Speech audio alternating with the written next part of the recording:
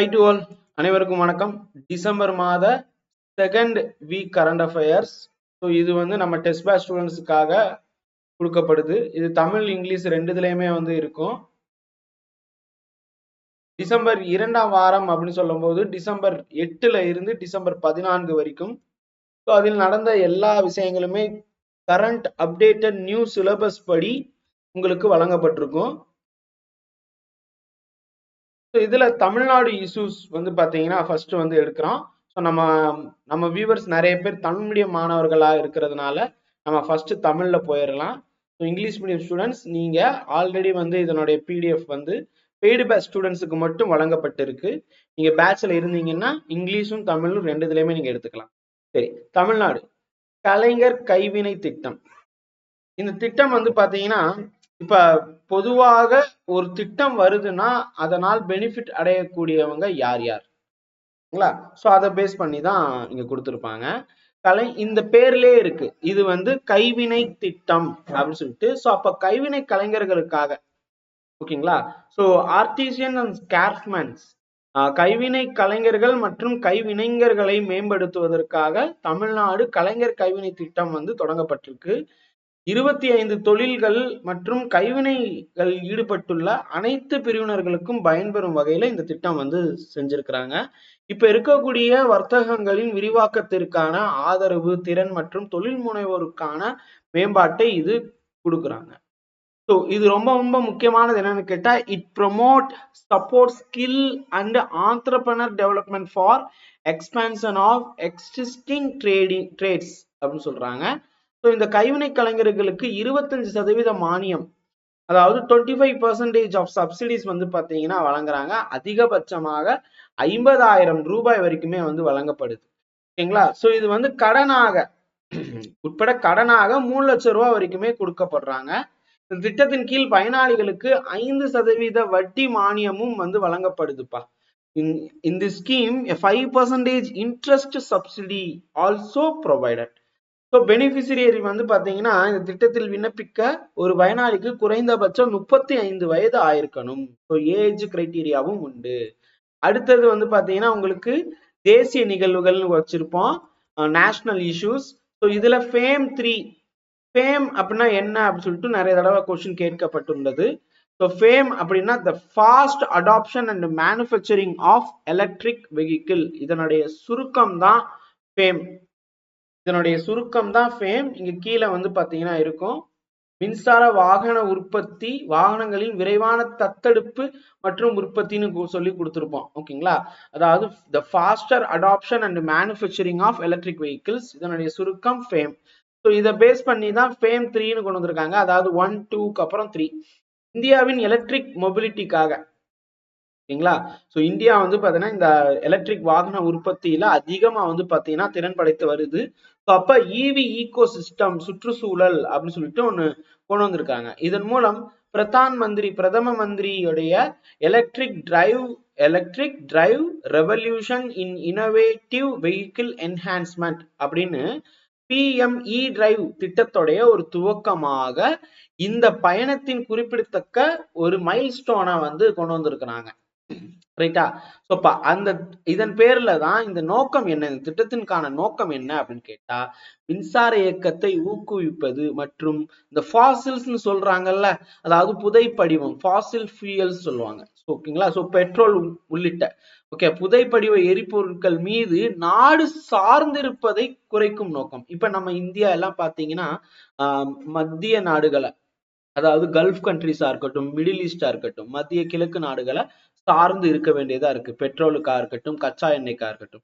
இதை குறைக்கும் விதமாகத்தான் இந்த திட்டம் கொண்டு வந்திருக்காங்க. அப்ப ரொம்ப ரொம்ப முக்கியமான ஒரு திட்டமாக இது இருக்கு. ஸோ இதற்கீழே வந்து பாத்தீங்கன்னா இந்த ஃபேம் 3னா என்ன அப்படின்னு சொல்லி இருக்கிறாங்க. So government is determine to ensure that India becomes global leader in electric mobility with a vision of Viksit Bharat. So Viksit Bharat என்ற தொலைநோக்கு பார்வையுடன் மின்சார இயக்கத்தில் இந்தியா உலகளவில் முன்னணியில் இருப்பதை உறுதி செய்வதில் அரசாங்கம் உறுதியாக இருக்கு. சரியா? சரி, அடுத்த நிகழ்வு பாருங்க. இது ரொம்ப ரொம்ப முக்கியமான ஒரு நிகழ்வு. தேசிய நிகழ்வுல வந்து பாத்தீங்கன்னா India's first integrated waste management city. இந்தியாவில் முதல் ஒருங்கிணைந்த கழிவு இல்லைன்னா திடக்கழிவு நீங்க கொடுக்கல, ஒன்லி வேஸ்ட்னு தான் சொல்லியிருக்கிறாங்க. ஸோ கழிவு மேலாண்மை நகரம் கொண்டு வந்திருக்கிறாங்க. இது எங்க அப்படின்னு கேட்டா உத்தரப்பிரதேசத்துல இருக்கக்கூடிய கோரக்பூர் நகரம் தான். அப்ப கொஸ்டின் வந்து இந்தியாவில் முதல் ஒருங்கிணைந்த கழிவு மேலாண்மை நகரம் எங்க அமையப்பட்டிருக்குன்னு கேட்பாங்க. இது உத்தரப்பிரதேசத்துல இருக்கிறதுனால மோஸ்ட்லி கேட்கறதுக்கான வாய்ப்புகள் 50% கம்மி. பட் சொல்ல முடியாது, டிஎன்பிஎஸ்சில இந்த மாதிரி கேள்விகள் கேட்கலாம். ஏன்னா ஏடிஎம்கே பீரியட்ல டிஎம்கே உடைய அந்த சென்ட்ரல் ஸ்டேட் ரிலேஷன்ஷிப் பத்தி கேட்டிருந்தாங்க. ஓகேங்களா? சோ அதனால இந்த மாதிரி கொஸ்டின் கேட்க வாய்ப்புகள் உண்டு. ஓகேங்களா? சரி, இப்ப அடுத்தது பாத்துடலாம். இது சம்பந்தமாக இந்த உத்தரப்பிரதேசத்துல வந்து பாத்தீங்கன்னா கோரக்பூர்ல இந்தியாவின் முதல் ஒருங்கிணைந்த கழிவு மேலாண்மை நகரம் இருக்கா. இதுல கற்றல் மையத்தையும் சேர்த்து கொண்டு வந்திருக்காங்க. Not only solid waste as well as city come learning centre அப்படின்னு சொல்லியிருக்கிறாங்க. இது செப்டம்பர் 2025க்குள் நிறுவப்பட இருக்கு. ஓகேங்களா? இது குப்பை இல்லாத சூழலை உருவாக்கும்னு சொல்லியிருக்கிறாங்க. Garbage free environment as well as இது வந்து பாத்தீங்கன்னா ஒரு வட்ட பொருளாதார மாதிரி. அதாவது வட்ட பொருளாதாரம்னா சர்க்குலர் எக்கானமி மாடல்னு சொல்றாங்க. ஒரு வட்ட அப்படின்னு சொல்லலாம், இல்ல சுழற்சின்னு சொல்லலாம். ஓகேங்களா? நிலையான கழிவு மேலாண்மையை ஊக்குவிக்கும் மற்றும் சஜ்ஜன்வாவில் இது என்னன்னு சொல்றாங்கன்னா அது ஒரு கிராமத்துடைய பேர்ப்பா. 40 ஏக்கர் அளவுல வந்து சுத்னி வில்லேஜ் அப்படின்னு ஒரு கிராமம் இருக்கு. அதாவது சஜ்ஜன்வாவில் இருக்கக்கூடிய சுத்னி கிராமம் இங்க வந்து 40 ஏக்கர் பரப்பளவுல ஒரு இடத்த வந்து பாத்தீங்கன்னா ஆக்கிரமிச்சு வச்சிருக்கிறாங்க. அதாவது அந்த இடத்துலதான் இந்த ஒரு சர்க்குலர் எக்கானமி ஜோன் வந்து பாத்தீங்கன்னா இருக்கும்னு சொல்ல வர்றாங்க.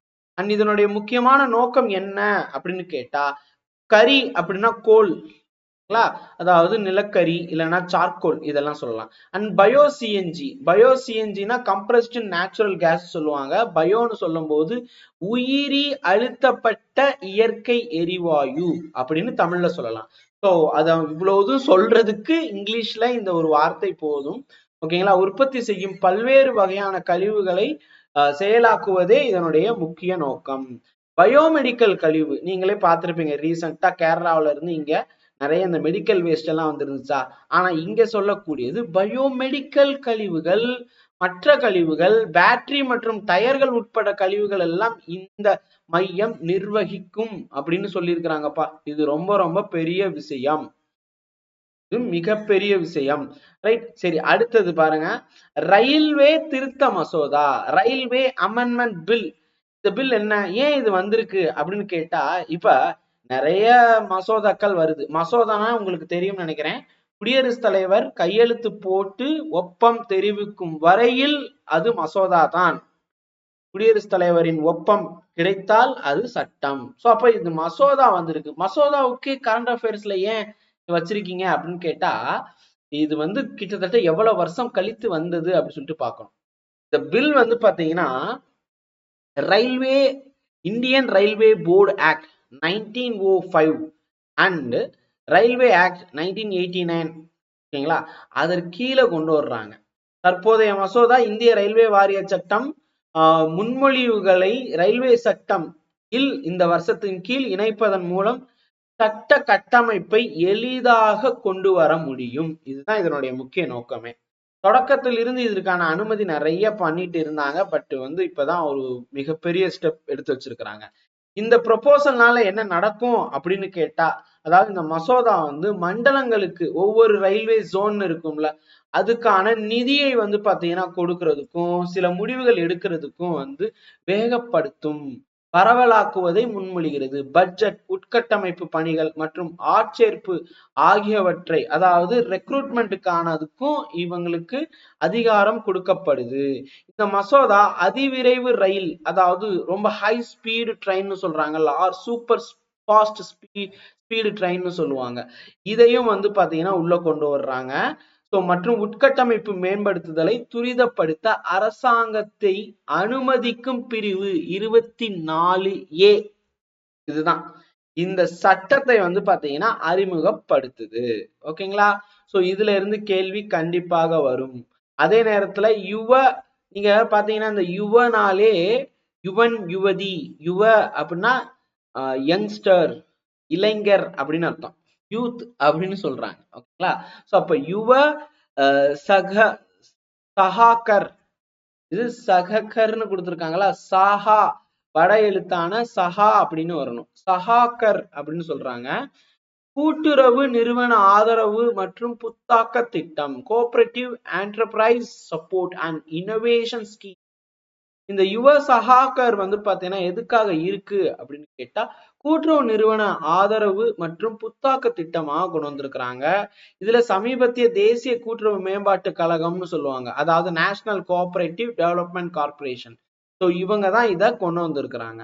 ஓகேங்களா? சோ இந்த முயற்சி வந்து இந்தியா முழுவதும் புதுமையான கூட்டுறவு சங்கங்களை ஊக்குவிப்பதே இதனுடைய முக்கிய நோக்கம். குறிப்பாக கூட்டுறவு சங்கங்களை முயற்சி நிறுவன விரும்பும் இளம் தொழில் முனைவோரை ஊக்குவிக்கிறது. அப்ப யுவ அப்படின்னு சொன்னா இளம்னு அர்த்தம். ஸோ அப்ப யங் ஆண்டர்பிரினர்ஸை கொண்டு வர்றதுக்காக ஒரு திட்டத்தை கொண்டு வந்திருக்கிறாங்க. சரி, அடுத்தது பாத்திரலாமா? இவ்வளவும் வந்து கரண்ட் அஃபேர்ஸ்ல இருக்குப்பா. சரி, அடுத்தது பாருங்க, ரொம்ப முக்கியமான கரண்ட் அஃபேர்ஸ்ல இதுவும் ஒண்ணு. இதை பேஸ் பண்ணி சொல்லிட்டோம். ரைட். சரி, நியமனம் மோஸ்ட் இம்பார்ட்டன்ட். நியமனம் என்ன? இந்த இந்த திட்டம் பத்தி கொடுத்துருக்காங்க ஏற்கனவே, கூட்டுறவு சங்கங்கள் ஆதரிப்பதே சோன்சோ. ஓகேங்களா? சோ நியமனம் பத்தி பாத்துடலாம், ஏன்னா அதை விட ரொம்ப ரொம்ப முக்கியமான. ஆர்பிஐ உங்களுக்கு தெரியும், reserve bank of India. So reserve bank of India தான் இந்தியாவுடைய முதன்மை வங்கியாக இருக்கு, எல்லா வங்கிகளுக்கும் தாய். Apex body of Indian bank அப்படின்னு சொல்லலாம். ஸோ அப்ப இந்த சஞ்சய் மல்ஹோத்ரா இவர் தான் ஆர்பிஐ உடைய 26வது கவர்னராக வந்திருக்கிறாரு. எத்தனாவதுன்னு கேட்பாங்க, 26வது கவர்னர். ஸோ ரெவென்யூ செக்ரட்டரியா இருந்த சஞ்சய் மல்ஹோத்ரா 26வது கவர்னரா வந்திருக்காரு. இவரும் ஒரு ஐஏஎஸ் அதிகாரி தான். இதற்கு முன்னாடி இருந்தவரும் ஐஏஎஸ் அதிகாரி சக்தி காந்த தாஸ் அப்படின்னு. ஸோ எல்லாருக்குமே ரொம்ப ரொம்ப ஃபேமஸா இருந்தவர் ரகுராம் ராஜன். ஓகேங்களா? அவர் தான் ஒரு பொருளாதார நிபுணரா இருந்திருக்காங்க. அதற்கு முன்பும் சரி அதற்கு அடுத்தும் சரி நிறைய பேரை ஐஏஎஸ் அதிகாரிகள் வந்திருக்காங்க. ஓகேங்களா? சோ உர்ஜித் பட்டேல் ஆல்சோ ஒரு மிகப்பெரிய சிறந்த நிர்வாகியாகவும் இருந்திருக்காரு.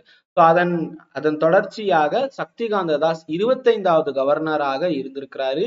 டிசம்பர் 12, 2018 இருந்து ஆரம்பிச்சு டிசம்பர் 11, 2024 வரைக்கும் இருந்திருக்காரு. டிசம்பர் 11 வரைக்கும், கிட்டத்தட்ட 6 வருடங்கள் சொல்லலாம். சக்திகாந்த தாஸ் 6 வருடங்கள் இருந்திருக்காருப்பா, 2 தடவை வந்திருக்காரு. ஓகேங்களா? ஆனா சஞ்சய் மல்ஹோத்ராவுடைய இந்த அப்பாயின்மெண்ட் வந்து பார்த்தீங்கன்னா டிசம்பர் 11 இருந்து ஆரம்பிக்குது. அடுத்த 3 வருடங்களுக்கு இவர் வந்து இருப்பாரு. ஓகேங்களா? சோ இதுல ரொம்ப முக்கியமா இந்த பிஜி செக்னு கொடுத்திருப்போம். இது என்ன பிஜி செக் அப்படின்னு சொல்லிட்டு இங்க வந்து இருக்கும் பாருங்க, நீங்களே பார்க்கலாம். What is that BG check அப்படின்னா background check, background facts check அப்படின்னு சொல்லி கொடுத்துருப்பாங்க. இப்ப ரீசெண்டா வந்து பாத்தீங்கன்னா நம்ம முன்னாள் பிரதமர் மன்மோகன் சிங் வந்து இறந்து போனார்ல, டாக்டர் மன்மோகன் சிங். அப்ப இவரை பத்தின கேள்விகள் கேட்க வாய்ப்புகள் உண்டு. மன்மோகன் சிங் வந்து 15வது கவர்னரா, ஆர்பிஐ கவர்னரா இருந்திருக்கிறாரு. ஓகேங்களா? சோ இதுவே ஒரு கேள்வியா கேட்பாங்க. ஏன்னா ஆர்பிஐ கவர்னர் புதுசா வந்திருக்கிறாரு. அண்ட் முன்னாள் பிரதமரா இருந்த டாக்டர் மன்மோகன் சிங் அவர்களும் வந்து ஆர்பிஐ உடைய கவர்னரா இருந்திருக்காரு. ஓகேங்களா? சோ அப்ப 15th governor as well as இவர் 13வது பிரதமராகவும் இருந்திருக்கிறார். இந்திய குடியரசின் 13வது பிரதமராகவும் பணியாற்றியிருக்கார். ஓகேங்களா? சோ இதுதான் ரொம்ப முக்கியம். 15வது ஆளுநர் மன்மோகன் சிங், பின்னர் இந்திய குடியரசின் 13வது பிரதமர். ஓகேங்களா? சோ 15, 13 கன்ஃபியூஸ் ஆகக்கூடாது, கன்ஃபார்மா படிச்சிருங்க. ரைட். அடுத்தது வந்து பாத்தீங்கன்னா நம்ம தமிழ்நாட்டுக்கு ஒரு அவார்டு கிடைச்சிருக்குங்க. விருதுகள் அப்படிங்கிற பட்டியல்ல best state in promoting sports, விளையாட்டை ஊக்குவிப்பதில் சிறந்த மாநிலம் என்ற விருதை நம்ம தமிழ்நாடு வாங்கியிருக்கு. ஸோ இது அழுத்தி அழுத்தி சொல்றதுக்கான காரணம், இது கொஸ்டின் கண்டிப்பா வர்றதுக்கான வாய்ப்புகள் நிறையவே இருக்கு. யார் விளையாட்டுத்துறை அமைச்சர்னு தெரியுமா? ஓகேங்களா. ஸோ அதுலயே நான் இந்த புகைப்படம் எல்லாம் வைக்கல, ஆனா ஈஸியா உங்களுக்கே தெரியும். அதனால இந்திய வர்த்தக மற்றும் தொழில் துறை கூட்டமைப்பு FICCIன்னு சொல்லுவாங்க, federation of Indian chamber of commerce and industry. So இவங்க வந்து பாத்தீங்கன்னா இந்த டஃப் TURF 2024 14வது சர்வதேச விளையாட்டு மாநாட்டில் தமிழ்நாடு ஒரு விருதையும், விளையாட்டுகளை ஊக்குவிப்பதில் சிறந்த மாநிலமான ஒரு விருதையும், மாநிலமாக ஒரு விருதையும் வந்து பார்த்தீங்கன்னா வாங்கியிருக்கு. விளையாட்டு உட்கட்டமைப்பை மேம்படுத்துவதா இருக்கட்டும், தேசிய மற்றும் சர்வதேச போட்டிகள் நடத்துறதா இருக்கட்டும், சரிங்களா. ஸோ இந்த மாதிரி நிறைய இனோவேட்டிவான திட்டத்தை கொண்டு வந்ததுனால அந்த முயற்சிக்காக கொடுத்துருக்காங்க. அண்ட் கலைஞர் ஸ்போர்ட்ஸ் கிட்ஸ், நீங்க பாத்தீங்கன்னா ஒவ்வொரு விளையாட்டு அந்த வீரர்களுக்காக ஸ்போர்ட்ஸ் கிட்ஸ் அப்படின்னு சொல்லிட்டு அந்த கிட்டு கொடுக்குறாங்கல்ல, அந்த திட்டத்துல கிட்டத்தட்ட 12,525 கிராம பஞ்சாயத்துகள்ல அவங்களுக்கு தேவையான உபகரணங்கள் விளையாட்டுக்கான ஸ்போர்ட்ஸ் கிட்ஸ் நிறைய வந்து பார்த்தீங்கன்னா கொடுக்கப்படுது. ஓகேங்களா, இதுவும் ஒரு காரணம். அதே நேரத்துல வந்து ஸ்டேட் கவர்மெண்ட் வந்து தமிழ்நாடு சாம்பியன் ஃபவுண்டேஷன் அப்படின்னு சொல்லிட்டு, தமிழ்நாடு சாம்பியன் அறக்கட்டளை மூலமாக 585 விளையாட்டு வீரர்களுக்கு 13.33 கோடி வந்து மாநில அரசு ஒதுக்கி இருக்கிறாங்க. இவ்வளவு கோடி ஒதுக்கி இருக்காங்க. ஓகேங்களா. சோ இதனால விருது கிடைச்சிருக்கு. கொஸ்டின் கேட்க நிறையவே வாய்ப்பு இருக்கு. அடுத்தது ஒரு சிறப்பு விருது. இது என்னன்னு கேட்டா, ஒரு கோயிலுக்கு தஞ்சாவூர்ல ஏற்கனவே நமக்கு தெரியும், தஞ்சாவூர்னு சொன்னாலே பெருவுடையார் கோவில். ஓகேங்களா. சோ அப்ப தஞ்சாவூர்ல யுனெஸ்கோ 2023 ஆண்டுக்கான சிறப்பு விருது தமிழ்நாடு தஞ்சாவூர் மாவட்டம் துக்காட்சி அப்படின்னு ஒரு கிராமம்ப்பா. துக்காட்சி இங்க வந்து பாத்தீங்கன்னா கோயிலுக்கு அபத் சகாயேஸ்வரர் அபத் சகாயேஸ்வரர் கோவில் வந்து இந்த விருது வந்து வாங்கியிருக்காங்க. 1300 ஆண்டுகள் பழமையான இந்த கோவில் அதன் கலாச்சார பாரம்பரியத்தை பாதுகாக்கிறதுக்காக ஒரு அங்கீகாரம் கொடுக்கணும்ல, அதுக்காக கொடுத்துருக்காங்க. ஸோ கொஸ்டின் கேட்கறதுக்கு வாய்ப்புகள் நிறையவே இருக்கு. மன்னன் விக்ரம சோழனும் குலோத்துங்க சோழனும் இக்கோயிலை கட்டினார்கள். யாரு யாரு? விக்ரம சோழன் அண்ட் கிங் குலோத்துங்க சோழன், இந்த ரெண்டு பேரும் இதை கட்டிக்கிறாங்க. இந்த கோயிலை 5 பிரகாரங்கள் வந்து பாத்தீங்கன்னா இருந்ததாக சொல்லப்படுது. யுனெஸ்கோவின் ஆசிய பசிபிக் கலாச்சார பாரம்பரிய பாதுகாப்புக்கான விருதுகளின் ஒரு பகுதியாக இந்த விருது அறிவிக்கப்பட்டிருக்கு. யுனெஸ்கோ விருதுங்கிறதுனால இது ரொம்ப ஹைலைட் ஆகுது. கொஸ்டின் கேட்க அதிக வாய்ப்பு இருக்கு. அடுத்தது பாருங்க, அண்ட் வந்து பாத்தீங்கன்னா champions of the earth, champions of the earth இந்த விருது வந்து பாத்தீங்கன்னா இதுவும் ஒரு சர்வதேச விருது. ஓகேங்களா. ஸோ யுனைடெட் நேஷன் தான் இதுவும் கொடுக்குறாங்க. ஐக்கிய நாடுகள் சபையுள்ள சுற்றுச்சூழல் நிபுணர் மாதவ் காட்கில், இந்த பேர் நீங்க படிச்சிருக்கீங்களா? மாதவ் காட்கில், காட்கில் கமிட்டி அப்படின்னு நிறைய நீங்க வந்து படிச்சிருப்பீங்கல்ல எக்கனாமிக்ஸ்ல, அப்ப வருவாரு திரு மாதவ் காட்கில். அவருக்கு வந்து பாத்தீங்கன்னா சாம்பியன்ஸ் ஆஃப் தி எர்த் இந்த விருது வந்து பார்த்தீங்கன்னா கொடுத்துருக்காங்க. ஸோ நம்ம சிலபஸ்லயும் இவர் வருவாருங்க. நிறைய இடத்துல நீங்க காட்கில் பத்தி பார்ப்பீங்க. மாதவ் காட்கில் எதுக்காக இருக்கிறாரு அப்படின்னு சொல்லிட்டு நீங்க ஜஸ்ட் கூகுள் பண்ணீங்கனாலே உங்களுக்கு கிடைக்கும். ஹூ இஸ் மாதவ் காட்கில் அப்படின்னு சொல்லிட்டு நிறைய தடவை கொஸ்டின் கேட்டிருக்காங்க. அவருடைய கமிட்டி வச்சு கொஸ்டின் கேட்டிருக்காங்க. மேற்கு தொடர்ச்சி மலையில ஒரு எக்ஸ்பர்ட் கமிட்டி WGEEPன்னு சொல்லுவாங்க. ஓகேங்களா. Western Ghats ecological expert panel 2010 அமைக்கப்பட்டுச்சுல, அதுல வந்து பார்த்தோன்னா இவர் இருந்திருக்காரு. ஓகேங்களா. ஸோ அப்போ வந்து இந்த எக்காலஜிக்கல் சென்சிட்டிவ் ஏரியா அப்படின்னு சொல்லிட்டு ஒரு சில இடத்த வந்து அவர் அறிவிச்சாரு. காட்கில் கமிட்டி வந்து அந்த ரிப்போர்ட்டை 2011 சப்மிட் பண்ணாங்க. அதன் தொடர்ச்சியாக கஸ்தூரி ரங்கன் கமிட்டி வந்துச்சு 2012. இது எல்லாமே வந்து பாத்தீங்கன்னா ஈகோ சிஸ்டத்தை சார்ந்து வரக்கூடியது. ஓகேங்களா. மாதவ் காட்கில் அப்படிங்கிறது ரொம்ப ரொம்ப முக்கியமானதுங்க. மேற்கு தொடர்ச்சி மலை பத்தி வரும்போது கண்டிப்பா இதை படிச்சிருப்பீங்க. Doctor Gadgil report on Western Ghats அப்படின்னு சொல்லிட்டு வரும். ஓகேங்களா. ஸோ இந்த காட்கில் ரிப்போர்ட்ல என்னென்ன இருக்கு? Ecological sensitive area zone 1, zone 2, zone 3 இப்படி எல்லாம் வந்து பிரிக்கப்பட்டிருக்கும். ஓகேங்களா. ஸோ காட்கில் வந்து ரொம்ப முக்கியமான ஒரு நபர். தேனி மாவட்டம், அதே மாதிரி வந்து திருநெல்வேலி, கன்னியாகுமரி, இந்த கேரளா அண்டு தமிழ்நாடு பார்டர் ஸ்டேட்ல எல்லாம் வந்து காட்கில் எவ்வளவு முக்கியமோ அதே மாதிரி கஸ்தூரி ரங்கன் கமிட்டி பத்தியும் நிறைய கேட்பாங்க. அங்க நிறைய போராட்டங்களும் நடந்துச்சு. ஓகேங்களா, ஒரு சென்சிட்டிவான ஒரு இஷ்யூ. ஸோ அதனால இதை வந்து கொஸ்டின் கேட்க நிறைய வாய்ப்புகள் உண்டு. ஓகேங்களா. ஸோ கார்கில் பங்களிப்பு மேற்கு தொடர்ச்சி மலைகள் மீது கவனம் செலுத்துகிறது. இது இந்தியாவில் ஒரு முக்கியமான பல்லுயிர் வெப்ப பகுதியாக இருக்கு. ஸோ இதை பத்தி தான் இப்ப சொன்னேன். ஸோ அதை பத்தி தமிழையும் கொடுத்துருக்குறாங்க, பார்த்து தெரிஞ்சுக்கோங்க. அடுத்தது எலான் மாஸ்கோடைய கனவு திட்டம். நம்ம மெட்ராஸ் ஐஐடி அவங்க வந்து ஒரு சில விஷயத்த முன்னெடுப்பு பண்ணியிருக்கிறாங்க. European space agency to support Gaganyaan mission everyday. சரிங்களா, அறிவியல் தொழில்நுட்பத்துல ஐரோப்பிய விண்வெளி ஏஜென்சின்னு சொல்லுவாங்க, ககன்யான், அந்த திட்டத்தை வந்து ஆதரிக்கிறாங்க. ஸோ இந்த பிக்சரை வந்து பாத்தீங்கன்னா தப்பா கொடுத்துட்டாங்கன்னு நினைக்கிறேன், தப்பா எடுத்து வச்சிருக்கிறோம். சரி பரவாயில்ல. ஸோ எங்க வருதோ அங்க இங்க வர வேண்டியதை எடுத்து அங்க வச்சுட்டாங்க. இது வந்து இந்த இந்தியாவின் முதல் ஹைப்பர் லூப் ரயில் சோதனை அப்படின்னு சொல்லிட்டு அது தூக்கி இங்க வச்சுட்டாங்கப்பா. தமிழ் மீடியம்க்கு இது பண்ணிட்டாங்க. சரி மாத்தி கொடுத்துருவோம், ஒன்றும் பிரச்சனை இல்லை. ரைட். இந்திய விண்வெளி ஆராய்ச்சி நிறுவனமும் இஸ்ரோ மற்றும் ஐரோப்பிய விண்வெளி ஏஜென்சி இஎஸ்ஏன்னு சொல்லுவாங்க, ரெண்டும் இணைந்து வந்து பாத்தீங்கன்னா என்ன பண்றாங்க, technical implementation plan TIP document வந்து பார்த்தீங்கன்னா கொண்டு வர்றாங்க ககன்யான் திட்டத்துக்காக. இந்த டிப் அப்படிங்கிறது என்ன அப்படின்னு சொல்லி பார்த்தா, இது வந்து சதீஷ் தவான் ஸ்பேஸ் ரிசர்ச் சென்டரும் இஎஸ்ஏவும் வந்து பார்த்தீங்கன்னா கையெழுத்து போட்டிருக்காங்க. இது வந்து பார்த்தீங்கன்னா ஒரு என்ன சொல்ல, இந்த ககன்யான் திட்டத்துக்கு என்னென்ன தகவல் தொழில்நுட்பம் சார்ந்த திட்டங்கள் மற்றும் உதவிகளோ அது எல்லாமே இஎஸ்ஏ செய்யும்.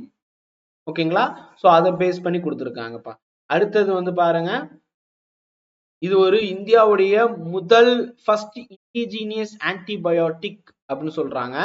ஸோ இது என்ன அப்படின்னு கேட்டா நாஃபிட் ரோமைசின், இந்திய நாட்டின் முதல் உள்நாட்டு மைக்ரோலைட் ஆன்டிபயோட்டிக் நாஃபிட் ரோமைசின் இந்த உருவாக்கி இந்தியா வந்து ஒரு சாதனை பண்ணியிருக்கிறாங்க. ஓகேங்களா. ஸோ இந்த அச்சீவ்மெண்ட்னால நம்ம இந்தியாவில இருந்தே இந்த மருந்து தொழில் இருக்கு பார்த்தீங்களா, அது அதிபயங்கரமாக டெவலப் ஆகும் அப்படின்னு நம்பப்படுது. இந்த சாதனை வந்து நுண்ணுயிர் எதிர்ப்புக்காக, இப்ப நம்ம எல்லாம் சாப்பிட்றோம்லப்பா டேப்லெட்ஸ், அதனுடைய அடுத்த லெவல் தான் இது. ஓகேங்களா. ஸோ ஒரு முக்கிய தருணத்தை இது வந்து பார்த்தீங்கன்னா இந்த மைல்ஸ்டோனை வந்து எட்டியிருக்கோம். இந்த மருந்து கண்டுபிடிப்புகள்லாம் இந்தியாவின் வளர்ந்து வரும் திறன்களை மேம்படுத்த முடியும். அண்ட் வந்து பார்த்தீங்கன்னா இந்த திறன்கள் இவ்வளவு வளர்ந்துருக்குன்னு சொல்லி நம்ம வந்து காமிக்க முடியுது. ஓகேங்களா. Biotechnology industries research and assistant council BIRACன்னு சொல்லுவாங்க.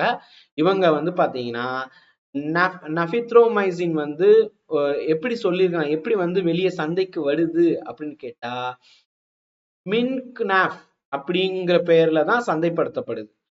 போதைப்பொருள் எதிர்ப்பு பாக்டீரியாவால் ஏற்படும் சமூக இந்த சீர்கேடு இந்த மாதிரி சொல்லுவாங்களா, ட்ரக் ரெசிஸ்டன்ட் பாக்டீரியாஸ் அப்படின்னு சொல்லுவாங்க. ஓகேங்களா.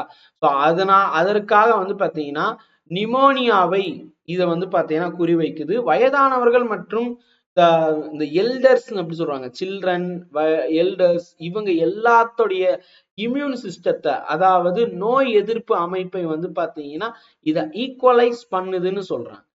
ஓகே. சோ அப்ப இது பண்ணாலே போதும்ல. ரைட். அடுத்தது இந்தியாவின் முதல் ஹைப்பர் லூப். இதுதான் வந்து இங்க உங்களுக்கு வர வேண்டிய பிக்சர். ரைட். சோ இந்த ஹைப்பர் லூப்னா என்ன அப்படின்னு நான் சொல்றேன்.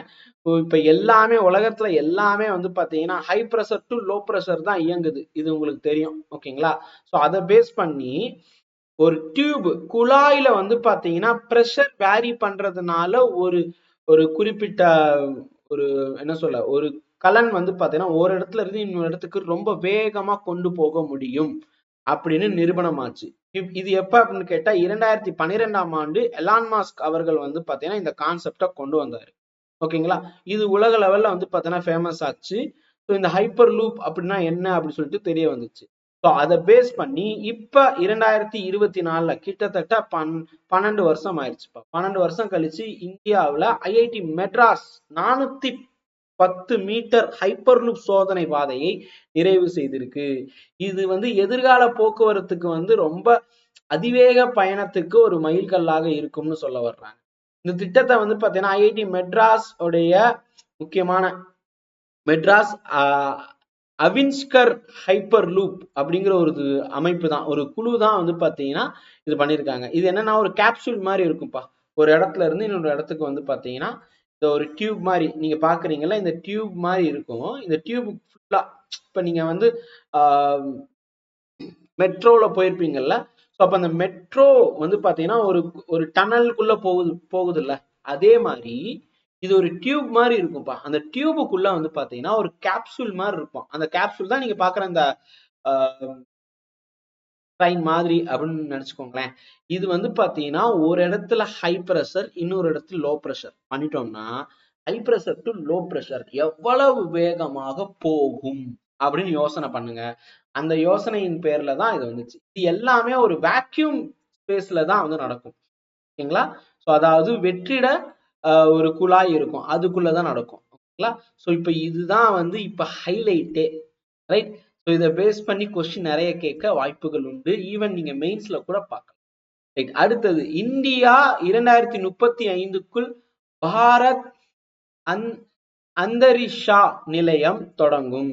பாரத் அந்தரிக்ஷா ஸ்டேஷன் அப்படின்னு சொல்லியிருக்காங்க. இது என்ன அப்படின்னு கேட்டா 2035 வரும்னு சொல்லியிருக்கிறாங்க. இப்ப நம்ம நிறைய வந்து இந்த விண்வெளி சார்ந்த திட்டங்கள் எல்லாம் பார்த்துட்டு வருவோம். அதுல இந்திய ஆஸ்ட்ரோனட்ஸ் வந்து பாத்தீங்கன்னா விண்வெளி வீரர்கள் 2040ஆம் ஆண்டு நிலாவுக்கே போய் இறங்குவாங்கன்னு சொல்லப்படுது. இது விண்வெளி தொழில்நுட்பத்துல இந்தியா வந்து எவ்வளவு பயங்கரமா முன்னேறி வருது அப்படின்னு சொல்லிட்டு காமிக்குது. ஸோ இதன் பேர்ல விண்வெளியிலேயே ஒரு நிலையம் வேணும்ல. இப்ப சைனா வச்சிருக்கிறாங்க, இதுக்கு முன்னாடி வந்து சர்வதேச நிலையம் இருந்துச்சு.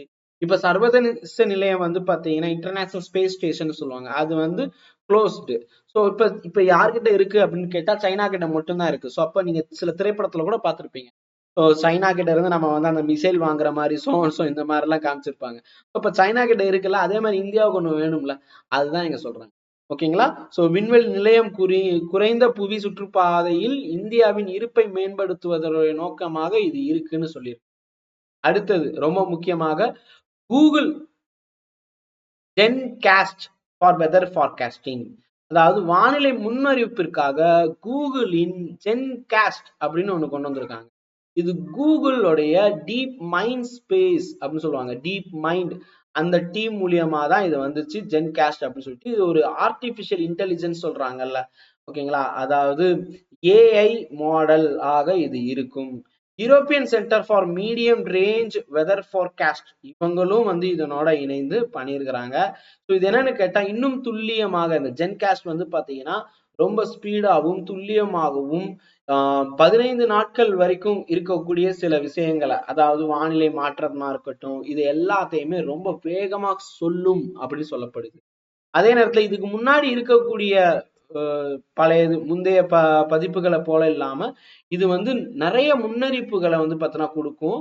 பயனர்கள் குறைந்தது 50 வெவ்வேறு வானிலை காட்சிகளை வந்து பார்த்தீங்கன்னா பெற முடியும்னு சொல்றாங்க.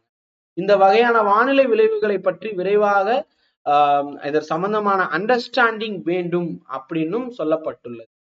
சரியா? இப்ப இவ்வளவு நேரம் வந்து சயின்ஸ் அண்ட் டெக்னாலஜி பார்த்தோம். இப்ப சர்வதேச நிகழ்வுகள் பத்தி பார்க்க போறோம். போதைப் பொருள் தொடர்பாக ஐநாவுடைய ஆணையத்தின் தலைவராக இந்தியா வந்திருக்கு. So India to chair UN Commission on Narcotic Drugs. So Indian embassy ஆஸ்திரியாவில் வந்து இருக்கிறோம்ல, ஆஸ்திரேலியா கிடையாது, ஆஸ்திரியா, வியன்னான்னு சொல்லுவாங்க அதனுடைய தலைநகர். அங்க இந்திய தூதரகம் இருக்கு. ஐநா போதைப்பொருள் தடுப்பு ஆணையத்தின், அதாவது CND, commission on narcotic drugs சொல்லுவாங்க. அவங்க வந்து அனௌன்ஸ் பண்ணியிருக்கிறாங்க இந்தியா தான் தலைமை அப்படின்னு சொல்லிட்டு. வியன்னாவில் இருக்கக்கூடிய ஐக்கிய நாடுகள் சபைக்கான இந்தியாவின் நிரந்தர பிரதிநிதி தூதர் சம்பு எஸ் குமரன் இவர் தான் இந்த பொறுப்பு வகிக்க போறார். சோ அப்ப இவருடைய பெயர் ஞாபகத்துல வச்சுக்கோங்க, சம்பு எஸ் குமரன் யார் அப்படின்னு கேட்பாங்க. இவர் எங்க இருக்கக்கூடிய தூதர் அப்படின்னு சொல்லிட்டு பாத்துக்கோங்க. ஐநா ஆணையத்தின் தலைவராக அதிகாரப்பூர்வமாக பொறுப்பேற்றுக்கிட்டாருப்பா. ஓகேங்களா? ஃபர்ஸ்ட் டைம் இந்திய ஒருத்தர் வந்து இந்த மாதிரி பொறுப்பேற்றுக்கிறது தான் முதல் முறை. ஓகேங்களா? சிஎன்டி அப்படிங்கிறது வந்து அவங்களுடைய முக்கிய நோக்கமே போதைப்பொருள் தொடர்பான விஷயங்கள்ல ஐக்கிய நாடுகள் சபையின் முதன்மை கொள்கைகளை உருவாக்குவதற்காக இருக்கக்கூடிய அமைப்பு தான் இது. சரியா? அடுத்தது விளையாட்டு சம்பந்தமான சில செய்திகள். சர்வதேச நிகழ்வு அவ்வளவுதான். ஸோ நீங்க வந்து இன்டர்நேஷனல் இஷ்யூஸ்ல இன்னும் நிறைய இருக்குன்னு எதிர்பார்த்தீங்கன்னா இது ஒரு வாரத்துக்கு இவ்வளவுதான் முக்கியமா இருக்கு. நமக்கு டிஎன்பிஎஸ்சி சம்பந்தம்னு சொல்லும் போது ஒரு அப்பாயின்மெண்ட், அதுவும் இன்டர்நேஷனல் லெவல், அதுவும் ஃபர்ஸ்ட் டைம் இந்தியாவுக்கு இந்த ஒரு ஹானர் கிடைச்சிருக்கு. அதனால இவ்வளவுதான் கொடுத்துருக்கோம். ரைட்டா? ஸ்போர்ட்ஸ்லயும் வந்து பாத்தீங்கன்னா மிக முக்கியமான தகவல்கள் மட்டும் பார்க்கப்படுது. ஸோ இதுல குகேஷ் இன்னைக்கு வந்து பாத்தீங்கன்னா இவருக்கு வந்து கேல் ரத்னா விருது அறிவிக்கப்பட்டிருக்கு இன்னைக்கு. அதாவது ஜனவரி 2 இந்த வீடியோ பண்ணிட்டு இருக்கிறோம். இந்த பிடிஎஃப் நம்ம இப்பதான் பண்ணோம். இன்று வந்து பாத்தீங்கன்னா நியூஸ்ல வந்த ஒரு நிகழ்வு, இவருக்கு கேல் ரத்னா விருது கொடுத்திருக்காங்க. ஸோ குகேஷ் இவரு தான் வேர்ல்டு யங்கஸ்ட் சாம்பியன் ஆக வந்திருக்காரு, ஒரு இந்தியர். ஓகேங்களா? ஸோ அதுவும் சொல்ல போனா தமிழர், தமிழ்நாட்டுல இருக்கிறவர். ஓகேங்களா? தமிழரா அதெல்லாம் அந்த அந்த கான்ட்ரவர்சிக்குள்ள போக விரும்பல. ஒரு தமிழ்நாட்டுல இருக்கக்கூடிய ஒரு ஒரு இளம் வீரர் வந்து பாத்தீங்கன்னா இவ்வளவு மாதிரி ஒரு சாதனை பண்ணிருக்கு. Indian grandmaster Dommaraju Gukesh youngest chess சாம்பியனா வந்திருக்காரு. குகேஷ் வந்து பாத்தீங்கன்னா 18வது வேர்ல்ட் சாம்பியன்ஷிப் வந்து கலந்துகிட்டாரு. அதில் வந்து சிங்கப்பூர்ல இது நடந்திருக்கு. FIDE சொல்லுவாங்க. ஸோ இந்த FIDE வேர்ல்ட் செஸ் சாம்பியன்ஷிப் வந்து இது வந்து சிங்கப்பூர்ல நடந்துச்சு. இதில் வந்து பாத்தீங்கன்னா டிங் லைரன் அவர் வந்து சீனாவை சேர்ந்தவர். இவரை தோற்கடித்து இவர் 18வது செஸ் வீரரா வந்திருக்காரு. ஓகேங்களா? சோ இது கொஸ்டின் கேட்பாங்க. குகேஷுக்கு எவ்வளவு வயசுப்பா அப்படின்னு கேட்டா அவருக்கு வெறும் 22 வயசு தான். ஏன் இந்த வீடியோ பாக்குற நீங்க நிறைய பேரு இவர் வயதுல இருக்கலாம். இவர் வயதுக்கு வந்து பாத்தீங்கன்னா எவ்வளவு பெரிய சாதனை பண்ணியிருக்காரு. அப்ப சின்ன வயசுல எவ்வளவு என்டர்டைன்மெண்ட் அது இது இதையெல்லாம் இவர் சாக்ரிஃபைஸ் பண்ணியிருப்பார். அதை யோசிச்சு பாருங்க. நிறைய தியாகங்கள், வெளியே போய் விளையாடுறதா இருக்கட்டும், ஓடி ஆடி விளையாடுறதுல இருந்து நிறைய விஷயத்த இவர் தியாகம் பண்ணியிருப்பாருப்பா. அங்கங்க வந்து பாத்தீங்கன்னா பிராக்டிஸ் பண்றதுக்காக நிறைய தடவை இவங்க அப்பா வந்து எத்தனையோ இடங்களுக்கு கூட்டிட்டு போய் பிராக்டிஸ் செஞ்சதுனாலதான் இந்த வயசுல இவர் இவ்வளவு பெரிய சாதனை பண்ணி 22 வயதில் கிரீடம் வென்ற கேரி கால்ஸ்ப்ரோவ் முன்பு இருந்த சாதனையை குகேஷ் முறியடித்தார். ஓகேங்களா? கேரி காஸ்ப்ரோவ் உடைய KASPAROV அவருடைய சாதனையை முறியடிச்சிருக்காரு. குகேஷ் வந்து இந்தியாவில இருந்து 2வது ஆளு. அதுக்கு முன்னாடி யாரு தெரியுமா? நம்ம ஊரை சேர்ந்தவர், நம்ம ஐயா விஸ்வநாதன் ஆனந்த் தான். இவரை பத்தி 6th ஸ்டாண்டர்ட் தமிழ் புக்ல கொடுத்திருப்பாங்க. ஒரு தடவை அதை அப்படியே பாத்துருங்கப்பா. கொஸ்டின் வர்றதுக்கு வாய்ப்புகள் நிறையவே இருக்கு. இவருக்கு அடுத்து 2வது உலக சாம்பியன் நம்ம குகேஷ். சரி, ரொம்ப பெருமையாவே இருக்கு இந்த கரண்ட் அஃபேர்ஸ் படிக்கும் போது. இதர நிகழ்வுகள் அல்லது இதர செய்திகள் அப்படின்னு சொல்லிட்டு இருக்கோம், மிசிலேனியஸ். அதுல உலக மலேரியா அறிக்கை, வேர்ல்டு மலேரியா ரிப்போர்ட் 2024, இதுல பாத்தீங்கன்னா இந்தியா வந்து நிறைய முன்னேற்றம் அடைஞ்சிருக்கு. இது யார் சொல்லியிருக்கிறாங்க? WHO, உலக சுகாதார அமைப்பு சமீபத்திய உலக மலேரியா அறிக்கையில அவங்க ரிப்போர்ட்டின் படி மலேரியாவை எதிர்த்து போராடுவதில் இந்தியா முன்னேற்றம் அடைந்திருக்கு. நாடு முழுவதும் 2017 to 23 கேஸ்ல வந்து பாத்தீங்கன்னா நிறைய டெத்ஸ் எல்லாம் இருந்திருக்கு. குறிப்பா 6.4 மில்லியன் வந்து பாத்தீங்கன்னா கேசஸ் வந்து 2017ல இருந்துச்சு. இப்ப 2023ல வந்து பாத்தீங்கன்னா வெறும் 2 மில்லியன் தான். 1 மில்லியன் அப்படிங்கிறது 10 லட்சம். அப்ப 2023ல 20 லட்சம் கேசஸ் தான் வந்திருக்கு. இது 69% குறைக்கப்பட்டுள்ளது அப்படின்னு சொல்லி. நாடு முழுவதும் மேம்படுத்தப்பட்ட தடுப்பு மற்றும் சிகிச்சை யுக்திகள் தான் இந்த சரிவுக்கு, இந்த குறைவான பதிவுக்கு காரணம் அப்படின்னு சொல்லப்படுது. அந்த டெத்தும் வந்து ரொம்ப கம்மி பண்ணியிருக்கிறோம்ப்பா. இதே காலகட்டத்தில் இந்தியாவின் மலேரியாவால் இறப்புகள் அப்படின்னு சொல்லும் போது 11,100 இருந்து வெறும் 3,000 கம்மி பண்ணிருக்கோம். ஸோ 68% வந்து பாத்தீங்கன்னா நம்ம கம்மி பண்ணியிருக்கோம். ரைட். அடுத்தது தலாய் லாமாவின் மகிழ்ச்சிக்கான ரகசியம் அப்படின்னு ஒரு புத்தகம் வெளியிடப்பட்டிருக்கு. டிசம்பர் 12, 2024 டாக்டர் தினேஷ் சஹாரா இவர் வந்து பாத்தீங்கன்னா ஒரு பிலாந்த்ரோபிஸ்ட் அண்ட் ஆத்தர். இவர் வந்து பாத்தீங்கன்னா தலாய் லாமா சீக்ரெட் டு ஹாப்பினஸ் அப்படிங்கிற ஒரு புக்கை வந்து திபெத்ல இருக்கக்கூடிய தலாய் லாமா தர்மசாலான்னு சொல்லுவாங்க, அங்க ஒரு லைப்ரரி இருக்கு, அங்க வந்து இதை வெளியிட்டு இருக்காரு. ஸோ ரொம்ப முக்கியமானது அதனுடைய அந்த புனிதத்தன்மை, அதே நேரத்துல தலாய் லாமாவுடைய டீச்சிங்ஸா இருக்கட்டும், இதை பத்தி எல்லாம் இதுக்குள்ள பேசப்பட்டிருக்குப்பா. ஸோ இதுல நீங்க தெரிஞ்சுக்க வேண்டியது தலாய் லாமாவுடைய அந்த ரகசியம், மகிழ்ச்சிக்கான ரகசியம். இந்த புத்தகத்தை வெளியிட்டது டாக்டர் தினேஷ் சஹாரா அப்படிங்கிறது மட்டும் தெரிஞ்சுக்கோங்க. டாக்டர் தினேஷ் சஹாரா தர்மசாலாவில் உள்ள புகழ்பெற்ற திபெத்திய படைப்புகள் மற்றும் ஆவண காப்பகத்தில் LTWAன்னு சொல்லுவாங்க. அதாவது LTWAனா library of Tibetan works and archives. இது தர்மசாலாவில் இருக்கு. ஸோ இதை வந்து இவர் வெளியிட்டிருக்காரு. ஓகேங்களா? சரி, அடுத்த தகவல் நம்ம போய் பார்த்துடலாம். ஸோ இதெல்லாம் குறிப்புகள் எடுத்துக்கிட்டு வர்றீங்கன்னு நினைக்கிறேன். நிச்சயமாக அடுத்தது பாருங்க, ஒரு பாதுகாப்பு சம்பந்தமாக, டிஃபென்ஸ் சம்பந்தமானது, டெசர்ட் எக்ஸசைஸ் அப்படின்னு சொல்லுவாங்க. டெசர்ட் எக்ஸசைஸ் அப்படின்னு சொல்லுவாங்க.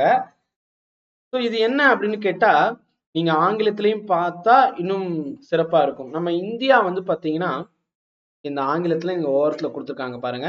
IAF recently participated in exercise Desert Night along with Air Force of France and UAE.